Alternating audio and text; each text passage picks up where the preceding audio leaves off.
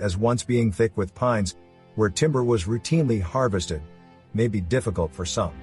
Sidney Robinson, however, traces his grandparents' arrival in the area back to the late 1930s and early 1940s. The greenery, is Redland and South Dade that we need to protect. It's so important so future generations can have what we have.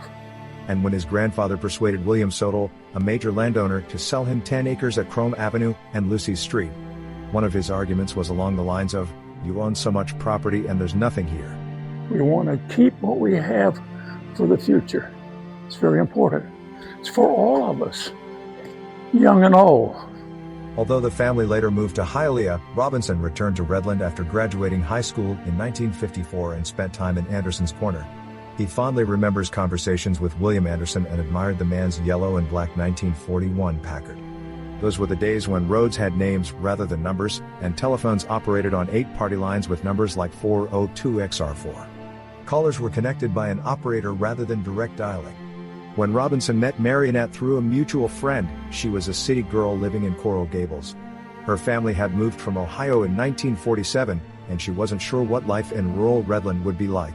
They married in 1965, and the 5-acre property they eventually settled on included a 1-bedroom cracker house built in the early 1900s that was gradually expanded over time. They easily recall the main grocery store in Homestead as the Food Fair, and what is now Winn-Dixie was then Table Supply.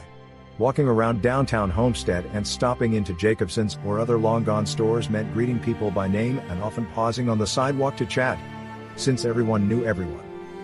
But this is so important that we keep the agricultural identity. We need to maintain the urban development boundary. This is perhaps what they miss most as the town has grown. One evening in October 1962, Marionette came to Homestead for dinner with Sidney and another couple, unaware of the tense days soon to follow during the Cuban Missile Crisis. Robinson, who worked for the telephone company at Homestead Air Force Base, learned more than most, while the general public received very limited information.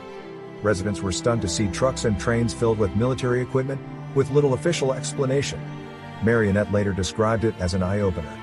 Not surprisingly, miles of telephone wire were swiftly installed as missile and other military units poured in and set up operations. After the crisis passed, Robinson had an experience he never expected. President John F. Kennedy visited Homestead Air Force Base on November 26, 1962, to thank the troops, and Robinson was assigned to stand by with a secure red telephone and hand it to the president as he stepped off the plane. All the roads out here in Redland were named after people. Were named after early settlers.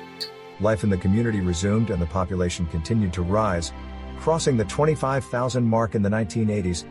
Agriculture remained central to the region, often referred to as the breadbasket for the eastern coast. You know what? They need to bring jobs with them. If they're coming here to live, then they've got to commute to Miami for the jobs.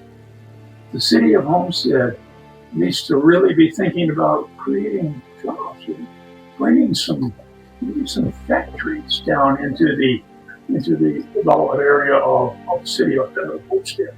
The Robinsons recall especially the many citrus groves, including large expanses of grapefruit. Hurricanes, of course, were part of life. While Hurricane Betsy had done damage, no one imagined the devastation brought by Hurricane Andrew in 1992. Like many, they did not expect the storm to strike Homestead directly. When flat roof portion of their house tore away, the rest of the structure held, reinforced by steel, and they were spared major structural loss. Trees were blown over, but neighbors helped right them as everyone endured weeks without electricity. Oddly enough, their telephones still worked, and their property became command central as one of the few working phone lines available. They eventually brought the phone outside to make it easier for people to use. The First Church of Christ, Scientist, where Robinson was a longtime member, was destroyed in the storm and later rebuilt through the support and donations of other churches. He remained a member until the congregation became too small to maintain the building.